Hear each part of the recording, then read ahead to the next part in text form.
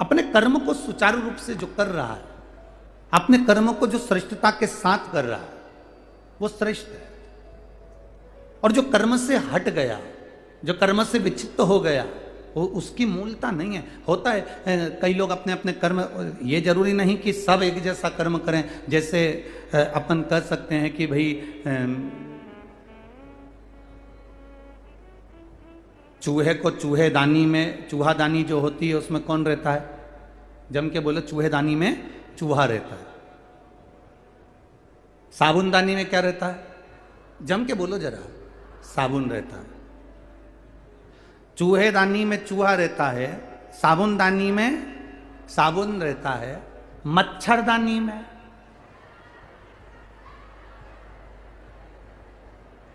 बोलो बोलो, जम के बोलो जरा, मच्छर रहता है।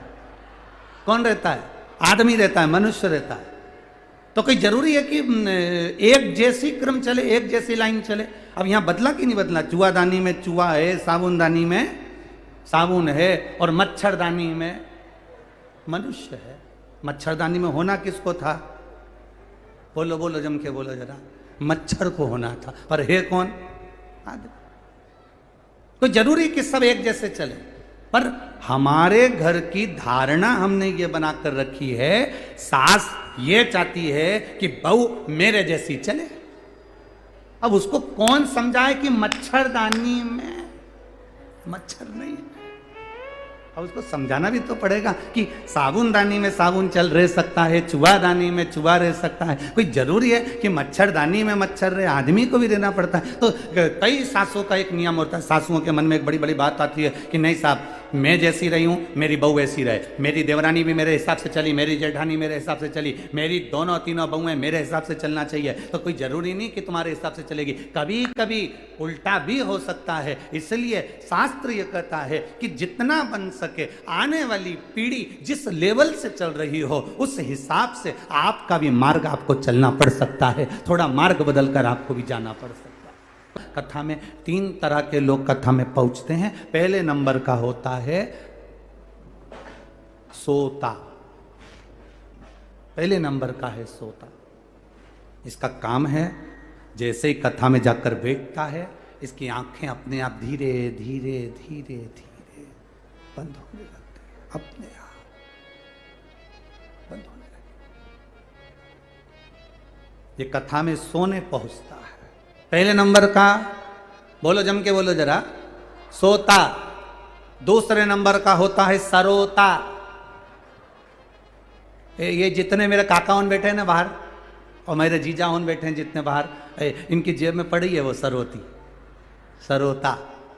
ये दूसरे नंबर का होता है सरोता। इसका काम केवल कतरने का होता है। सरोता करता ही क्या? जो मिल जाए, लकड़ी मिल जाए तो लकड़ी को कतर दे, सुपारी मिल जाए सुपारी को कतर दे, पान मिल जाए तो पान की डंडी कतर दे, जो मिले उसको कतर दे। बस सरोता का काम जैसा है, ऐसे कई लोग कथा में जाकर बैठते हैं जिनका काम कतरने का होता है। महाराज जी ने तो ये तो बात चाहिए, महाराज जी तो ये बोले ही नहीं, हम तो गए थे वहां बैठे थे, हमें तो आगे बैठने को मिला ही नहीं। उसमें 24 घंटे बस कतरता रिया, कतरता रिया, कतरता रिया, कतरता रिया। बस उसका एक ही काम था, कतरने का। कई लोगों ने यह भी कतर दिया कि कथा ही नहीं हो रही है, कतर दिया, कतर। अब इनका करो क्या सरोता उनका? इसलिए सरोता को जेब में धरते हैं लोग कि ज्यादा मत कतर जे रे, ज्यादा नहीं कतरना, सरोता। और तीसरे नंबर का होता है श्रोता। पहुंचो, जगह संभालो, फिर बैठो, फिर इसको कहते हैं शिव महापुराण की कथा, इसको कहते हैं शंकर की कथा।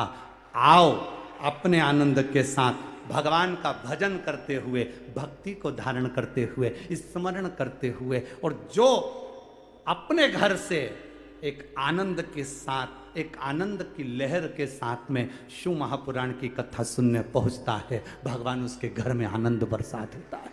ये शिव तत्व है कि इसी को शिव की एक आराधना, शिव की कृपा, शिव का एक विश्वास, शिव का एक भरोसा, शंकर की दृढ़ता, इसी को कहते हैं। आप आए जरूर हो कथा में। हम कहें, जितने आसपास के क्षेत्रवासी हैं, हम उनसे भी कहेंगे आपके नजदीक में अगर शिव महापुराण की कथा श्रावण महीने में मिल रही है, छोड़ना नहीं। मेरा बाबा कितना भंडार भर कर देगा, ये उसके ऊपर आधारित है, ये उसकी करुणा है, छूटेगा। बोल बम का नारा है, इतने धीमे बोलोगे? बोल बम का नारा है। शिव तत्व को प्राप्त करने का एक केंद्र बिंदु है शिव महापुराण की कथा, शंकर की एक उदारता। करो भगवान की भक्ति, करो शिव की भक्ति। और जब देवराज तो चोरी कर रहा है, देवराज तो गलत काम कर रहा है, देवराज तो व्यसन में डूबा हुआ है, ब्राह्मण होकर गलत कर्म में लगा हुआ है, गलत कर्म।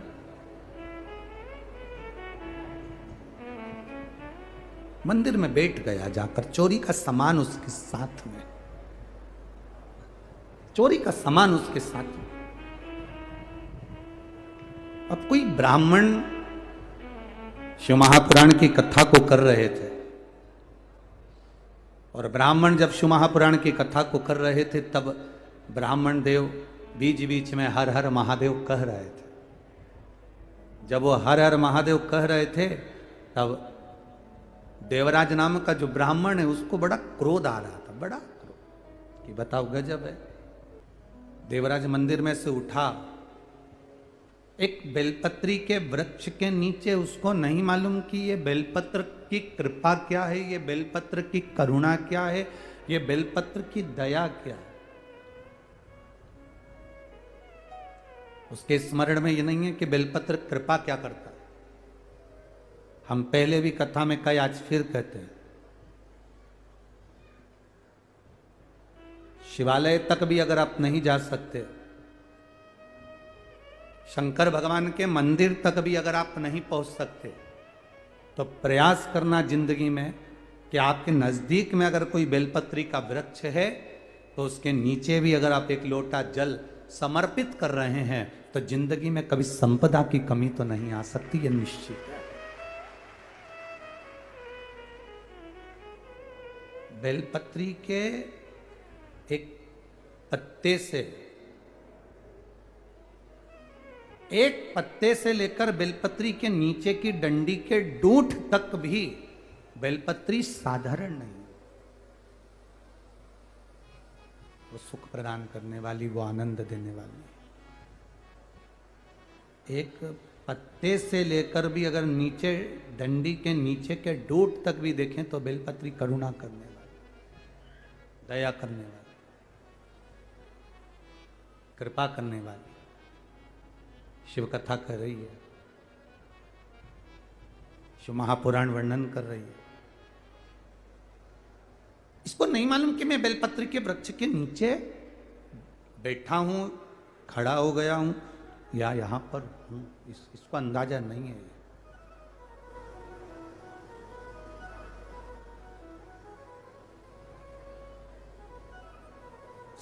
श्वास आखिरी थी, समय आखिरी था, प्राण छूटने का समय आ गया था और प्राण छूटने का समय आया। और देवराज के जब प्राण छूटे, उसको नहीं मालूम कि मैंने शंकर भगवान के मंदिर में जाकर 2 मिनट की, एक क्षण की, एक घड़ी की, एक पल की, कुछ देर की शिव महापुराण की कथा श्रवण कर ली। और वो कथा सुनने के बाद मैं बेलपत्री के वृक्ष के नीचे आ गया और आज बेलपत्र के वृक्ष के नीचे मेरे प्राण छूट रहे हैं, ये उसको अंदाजा नहीं। बस उसके प्राण गए, प्राण गए तो देव अधिदेव महादेव स्वयं नंदी लेकर उस देवराज जो ब्राह्मण है पर चोरी कर रहा था, गलत व्यसन में डूबा था, उसको लेने के लिए शिव स्वयं, भगवान शंकर स्वयं पहुंचकर। देवराज ने पूछा कि मैं तो ब्राह्मण हूं माना, पर मैंने गलती भी तो करी है, मैंने चोरी करी है, मदिरापान करा है, व्यसन करा है, गलत नारी का संग मैंने कर लिया, और आप मुझे परम पद दे रहे हो, आप मुझे कैलाश धाम दे रहे हो, ये बड़ी कृपा नहीं तो और क्या है। भगवान शंकर कहें शिव जी ने देवराज से कहा कि तुमने 1 मिनट की, 1 क्षण की शिव महापुराण की कथा शिवालय में बैठकर श्रवण करी है और बेलपत्री के वृक्ष की छांव में तुम्हारे प्राण छूटे हैं, इसलिए तुम्हें कैलाश का धाम मिल गया है। कैलाश का धाम। देवराज को मालूम नहीं था कि मैं यहाँ पर बैठा हूँ, मैं शंकर जी के मंदिर में बैठा हूँ या मैं शिवालय में बैठा हूँ, बेलपत्री के वृक्ष के नीचे बैठा हूँ। ये देवराज को स्मरण में नहीं था, ये देवराज जी के स्मरण में नहीं था। पर शंकर भगवान जब देवराज जी के लिए नंदी लेकर आए, तब देवराज ने कहा, मेरे लिए नंदी? हाँ, मैंने पुण्य कौन सा करा है? शंकर भगवान कहते हैं, ये तेरा पुण्य नहीं, तेरी माता का पुण्य है। तेरी माता ने 1 लोटा जल मुझे बहुत चढ़ाया है, उसका पुण्य पूरे परिवार को प्राप्त हो गया, जिस तेरा कल्याण हो गया। आज अगर तिवारी परिवार कथा करा रहा है, आशीष तिवारी जी अगर कथा करा रहे हैं, आदरणीय श्री हरिचरण तिवारी जी अगर कथा करा रहे हैं, इनका परिवार अगर कथा करा रहा है, तो ये जान लेना कि ये इनका तो पुण्य है, पर इनके दादा परदादा ने कोई शिव की आराधना करी होगी और वो शिव की आराधना का पुण्य आज शिव महापुराण की कथा श्रावण के रूप में प्राप्त हुआ है, श्रावण के रूप में प्राप्त हुआ। और आप इतनी संख्या में अगर बैठे हो, अपना अपना घर दरवाजा छोड़कर अगर यहां तक आए हो, अपना द्वार छोड़कर, तुम कोई ब्यावरा से, कोई राजगढ़ से, कोई खिलचीपुर से, कोई नरसिंहगढ़ से, कोई श्यामपुर, कोई कुरावर, कोई ग्वालियर, ना जाने कहां कहां से आकर यहां बैठे हुए, कोई गुना से, कोई रूठियाई से, ना जाने कहां कहां से आकर यहां बैठे हुए हो, तो ये विचार मानकर बैठना, आप अपना दरवाजा छोड़कर बाबा की कथा में आए हो, तो बाबा भी कैलाश छोड़कर आपके दरवाजे पर खड़ा मिलेगा। यह विश्वास का होना चाहिए, यह दृढ़ता होना चाहिए। अपनी शिव भक्ति का एक आनंद अपने भीतर प्रकट करिए। शिव भक्ति। महाराज, मेरे भोलेनाथ जी को 2 चीजें पसंद नहीं। एक, मेरे भोलेनाथ जी को दिखावा पसंद नहीं है। मेरे शंकर भगवान को तुम्हारा दिखावा प्रिय नहीं है, और मेरे भोलेनाथ जी को दूसरा, छल, कपट, बेईमानी मेरे शिव को प्रिय नहीं है, मेरे शंकर को प्रिय नहीं। मेरे बाबा जी को 2 चीजें पसंद नहीं, एक दिखावा, दूसरा छल। मेरे शंकर को प्रियता नहीं देता।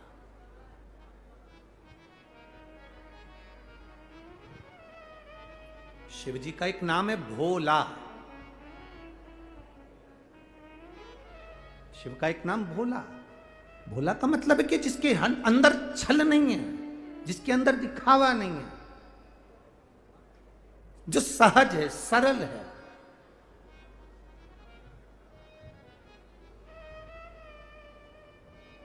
आज हो क्या रहा है?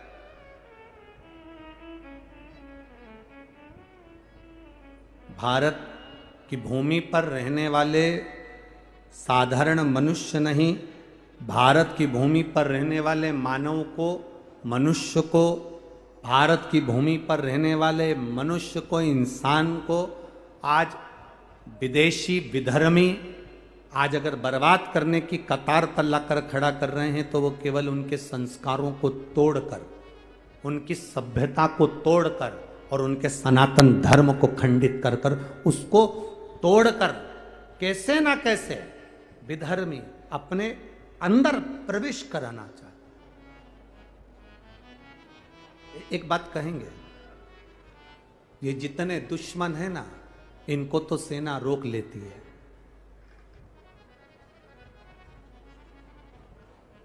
ये जितने दुश्मन हैं भारत की भूमि के, इनको तो सेना रोक लेती है, पर इन दुश्मनों ने एक जो चाल चल रखी है,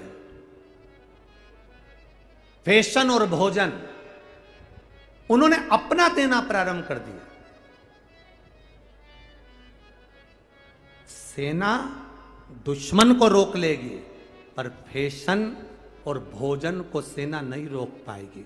फैशन और भोजन को, ये विधर्मियों के फैशन को, ये बाहर से आए हुए फैशन को और बाहर से आए हुए भोजन को हमें रोकना पड़ेगा। जब हम रोकेंगे तो हमारा राष्ट्र और मजबूत होगा, हमारा देश और मजबूत होगा। अभी हम दूसरे के आए हुए नए नए के साहब, आजकल तुम लोग, आजकल व्यक्ति को दाल बाटी खिलाओ तो नहीं साहब, वो मीन चाउमीन लाओ।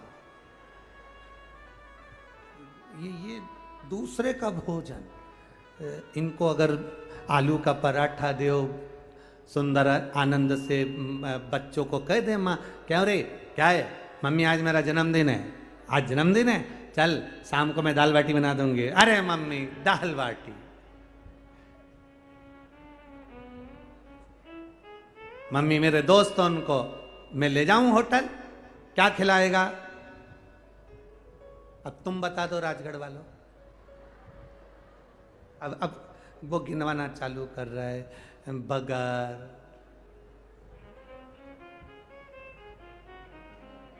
कुत्ता, क्या बोलते हैं, कुत्ता, कुत्ता, हॉट डॉग,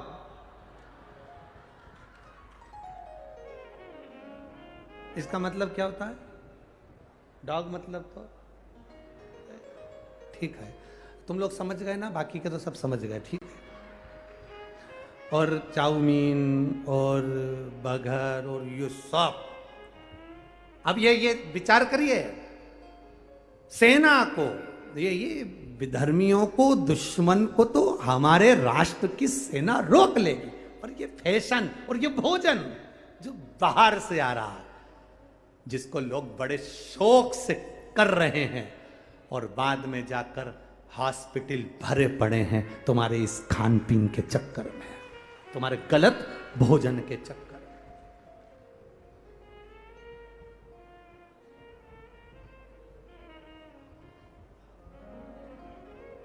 कहां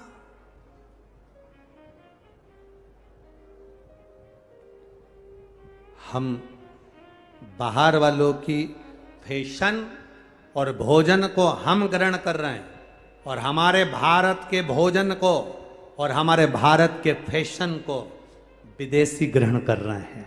जरा ध्यान रखिए, हमारे यहाँ का भोजन, हमारे यहाँ का कल्चर, हमारे यहाँ की व्यवस्था बाहर वालों को पसंद आती है। विदेशी लोग दाल बाटी चूरमा खाना पसंद करते हैं, इतने खुश हो जाते हैं कि क्या भोजन मिला। और हमारे घर के बच्चों से कह दो जन्मदिन है, हाँ मैं शाम को दाल बाटी बना दूंगी, शाम को मैं ये बना दूंगी, पूरन पोली बना दूंगी, मालपुआ बना, ना माँ हम ये नहीं खाएंगे, मेरे दोस्त ये नहीं खाएंगे, हम तो होटल जाएंगे, होटल में जाकर हम ये फालतू आइटम खाएंगे। बीमार पड़ गए, पड़े रहे, हॉस्पिटल चले गए। और जरा विचार करिए, हम किस ओर जा रहे हैं, हम किस मार्ग की ओर जा रहे हैं। जरा सा भोजन का असर पड़ता है और व्यक्ति का व्यवहार बिगड़ जाता है। जैसा खाया अन्न, बोलो जम के बोलो जरा, वैसा हो गया मन। जैसा पिया पानी,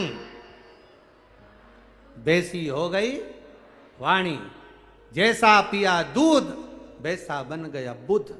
बुद्धि काय से बनती है? दूध से। गाय का दूध पियोगे तो गाय जैसे निर्मल हो जाओगे, थैली का पियोगे तो थैली जैसे डामाडोल हो जाओ। दूध का भी असर हमारी बुद्धि पर पड़ रहा है।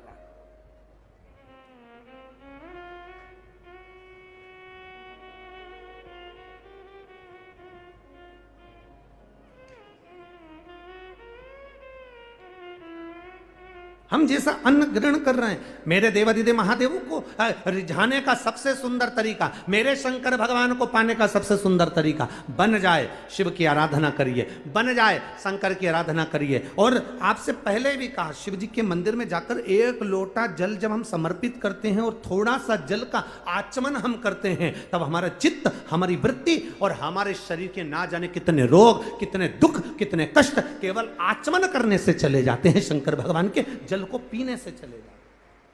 कितने दुख, कितने कष्ट, कितने रोग, कितनी बीमारियां अपने आप समाप्त हो जाए।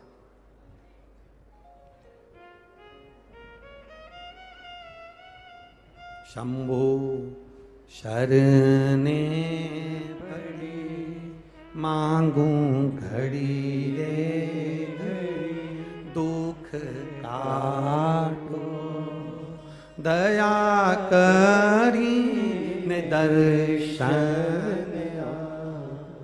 शंकर भगवान के शिवलिंग में वो तेज है, शंकर भगवान के ज्योतिर्लिंग में वो तेज है। उसको कहते हैं ज्योतिर्लिंग, मतलब ज्योति का स्वरूप शंकर का उसमें विराजमान है। हमारे नर्मदेश्वर शिवलिंग में, हमारे पारद के शिवलिंग में, हमारे स्फटिक के शिवलिंग में, हमारे घर में विराजमान शंकर के शिवलिंग में, हमारे गांव में, नगर में, शहर में, जहां जहां हम रहते हैं उसके पास में जितने शिवलिंग है, जितने शंकर भगवान के मंदिर, देवालय, शिवालय हैं, उसमें जो शिवलिंग विराजमान है, वो शिवलिंग में अपने आप तेज इतना होता है कि उस पर चढ़ाए गए जल का आचमन कर लेने से हमारा कल्याण अपने आप हो जाता है। केवल आचमन, केवल आचमन।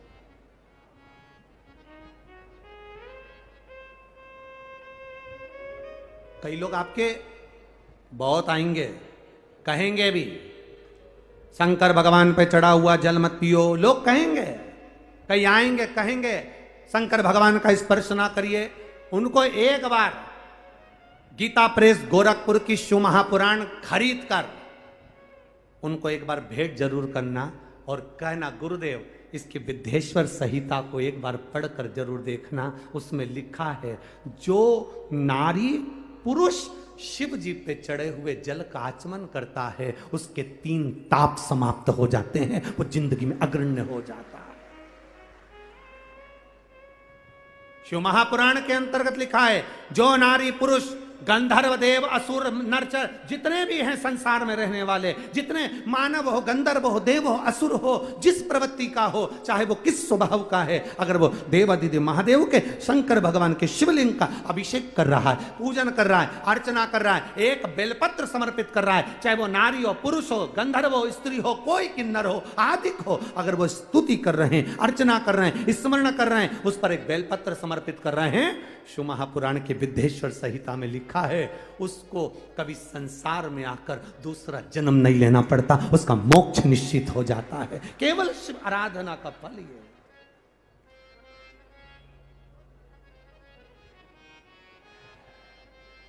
बोल बम का नारा है।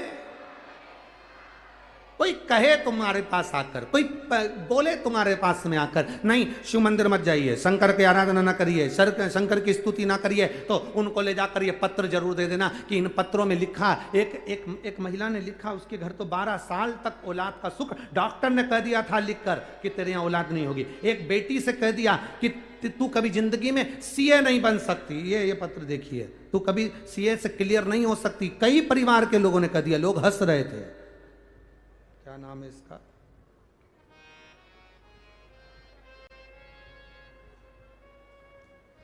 अशोक कुमार जायसवाल, ग्राम बैजनाथपुर, सबौर, जिला भागलपुर, बिहार की रहने वाली हूं। कहीं बैठी हो? भागलपुर बिहार कहीं बैठी हो तो हाथ हिला सकती हैं। आप ही हैं, हाथ हिला दीजिए। अशोक कुमार जायसवाल, ग्राम बैजनाथपुर, सबौर, जिला भागलपुर, बिहार से आई हूं। मेरा मोबाइल नंबर ये है। गुरुदेव, बाबा की शिवरात्रि की पूजन का हम क्या वर्णन करें। जो आपने पार्थिव शिवलिंग का पूजन कराया था गुरुदेव 2021 में, 2022 में, बाबा की बड़ी करुणा है गुरुदेव। पहले रोटी से भी मोहताज थे, बाबा की कृपा से बाबा ने संभाल लिया, बिजनेस व्यापार सब बाबा ने दे दिया गुरुदेव। हम वर्णन क्या करें। गुरु पूर्णिमा का महोत्सव कुबेरेश्वर धाम भी हम गाए और बाबा से निवेदन कर कर आए। मेरी बेटी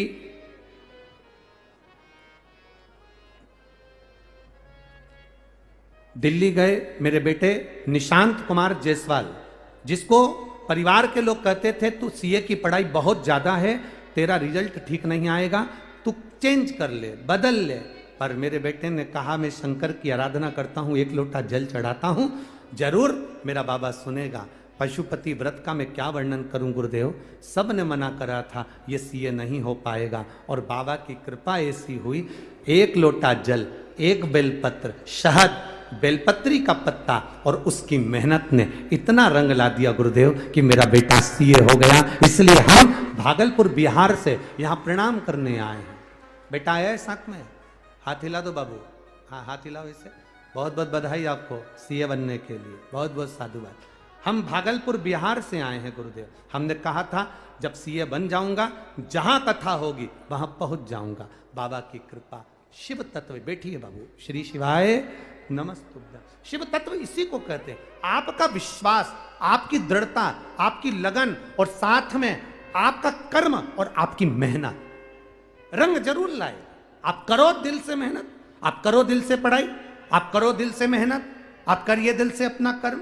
और कर्म करते करते मेरे देव अधिदेव महादेव को एक लोटा जल जब हम चढ़ाते हैं, चढ़ाते समय शिवलिंग से वो जल का स्पर्श होता है। जल का स्पर्श तांबे के लोटे में जाता है। तांबे के पात्र में जब शिवलिंग पर जल चढ़ाते हैं, जैसे एक साधारण भाषा में अपन ले लो कि कहीं पानी पड़ा हुआ है और ऊपर से करंट का तार आ रहा है, पानी का तार में कनेक्शन हुआ तो उसमें करंट उतर जाता है। शिवलिंग का जो तेज पुंज है, जल चढ़ाते समय नारी पुरुष गंधर्व स्त्री देवता जो भी अगर शिवलिंग पर जल चढ़ाता है, तांबे के लोटे से जब जल चढ़ाया जाता है, उसकी तरंग शिवलिंग में से निकलकर उसके तांबे के पात्र से उसके शरीर में चली जाती है और शरीर में गई तो उसका कल्याण अपने आप हो जाता है। शिवलिंग के तेज को हम प्राप्त कर लेते हैं। शंकर भगवान के तेज को हम प्राप्त कर रहे हैं। ये जो राजगढ़ में कथा हो रही है इसका नाम भी तेज शिव महापुराण कथा है। हम शिव के तेज को प्राप्त कर रहे हैं।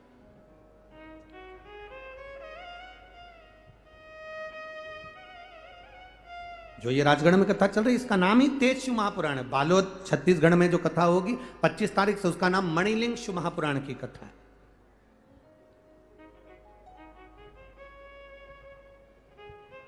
हम शिव के तेज को प्राप्त कर रहे हैं और ये तेज कोई साधारण है। मां अंजना माता ने अपने पति केसरी जी से कहा, स्वामी महाराजा केसरी से कहा मेरे संतान नहीं है। मां अंजना कह रही है संतान का सुख नहीं है मेरे को, संतान का सुख नहीं मुझे। अरे तुम्हें तो साधुवाद देना चाहिए आशीष तिवारी जी को, जिन्होंने सावन के महीने में शिव महापुराण को पकड़कर यहाँ सुंदर बाबा के इस कथा को श्रावण महीने में लेकर ये माँ चालपा की पावन धरा पर आ गए। ये शिव की कृपा नहीं तो क्या है, ये शिव भक्ति नहीं तो क्या है।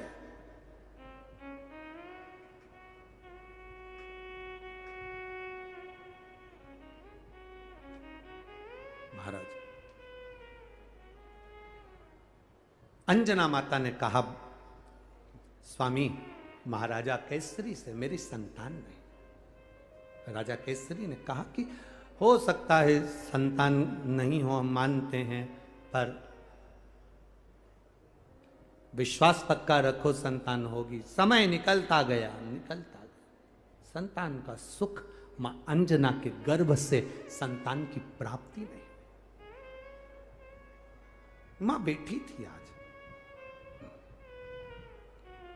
मां अंजना बैठी है।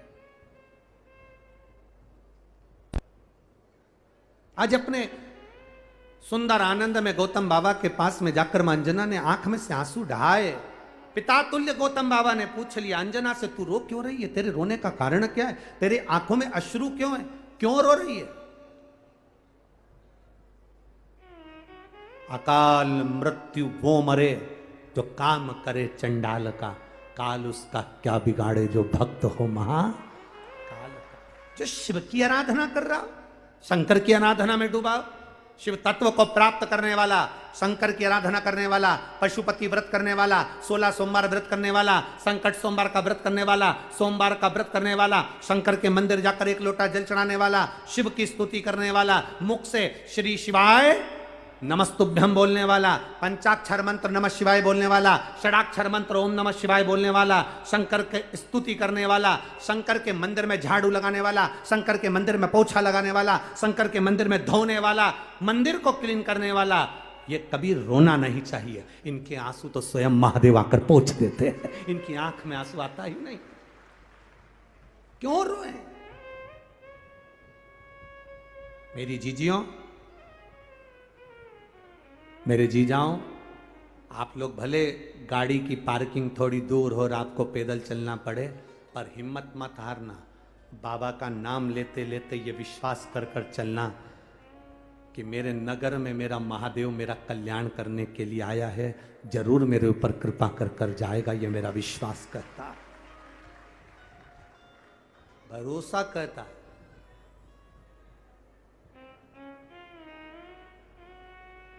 एक कथा,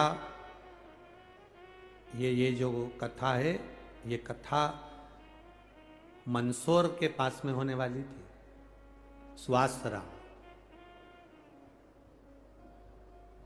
ये कथा मंदसौर के पास सुवासरा में होने वाली थी।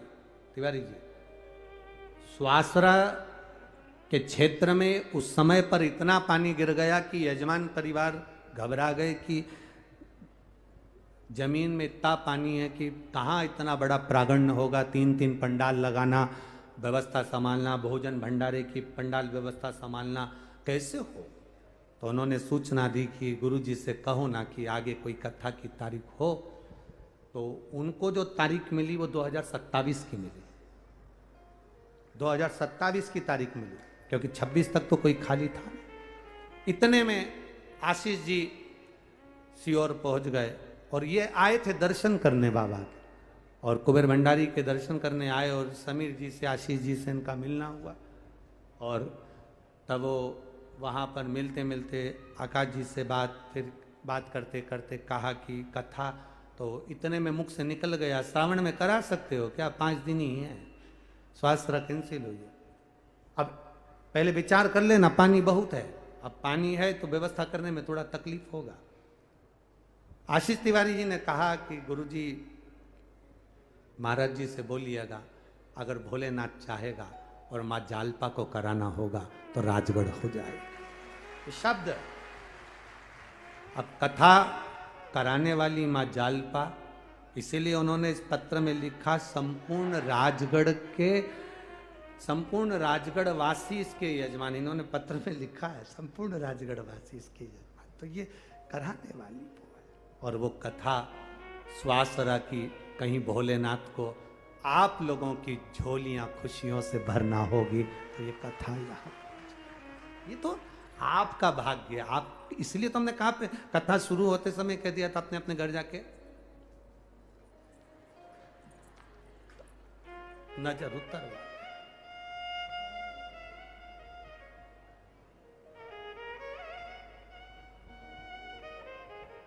ये उसकी कृपा से हो रही है, ये उसकी करुणा से हो रही है, उसकी दया है आप पर, इसीलिए। अंजना रो रही, महाराजा केसरी ने कहा तुम रो रही हो, रोने का कारण क्या है, क्यों रोना? शंकर की आराधना करने वाले के नेत्रों में जल नहीं भर रहा था, जिसके हाथ में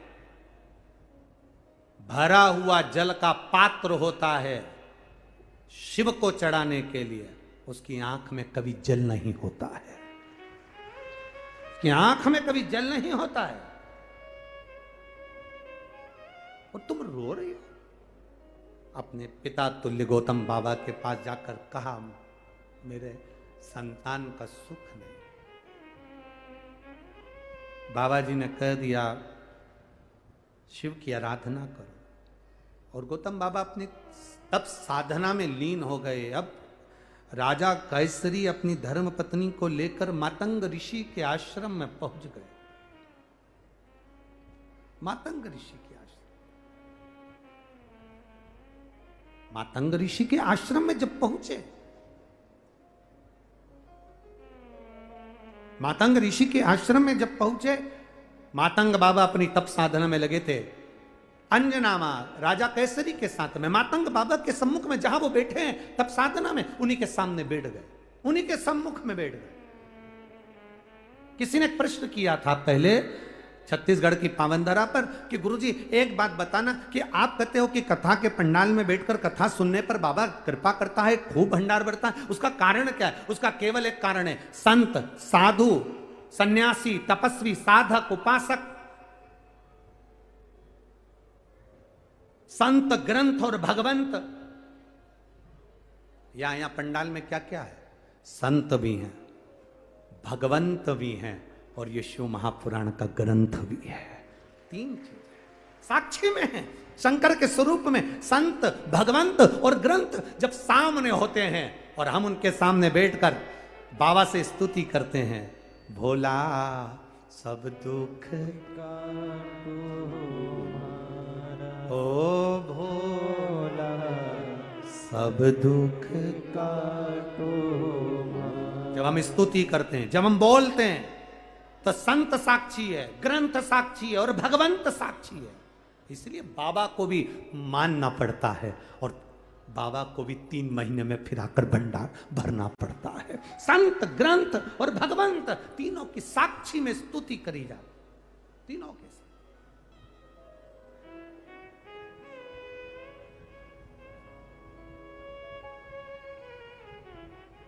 अंजना मां रो रही, मातंग ऋषि के सामने बैठी, नेत्र में जल, आंखों में अश्रु।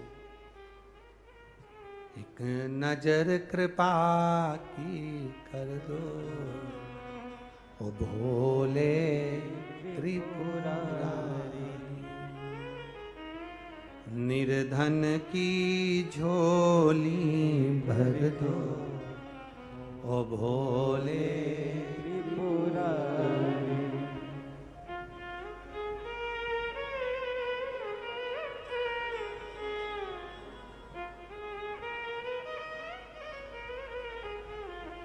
निर्धन की झोली भर दो ओ भोले त्रिपुरारी। अंजना मां मातंग बाबा की साक्षी में उनके सम्मुख में बैठी हैं, बोल नहीं रही, क्योंकि बाबा उठेंगे तब मैं कहूंगी, बाबा उठेंगे तब मैं कहूंगी।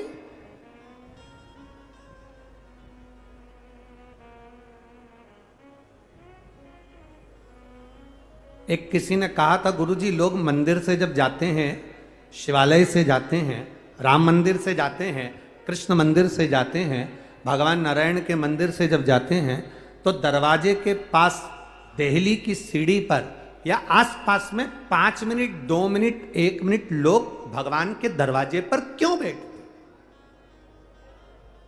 उनके बैठने का कारण क्या है? किस लिए बैठते?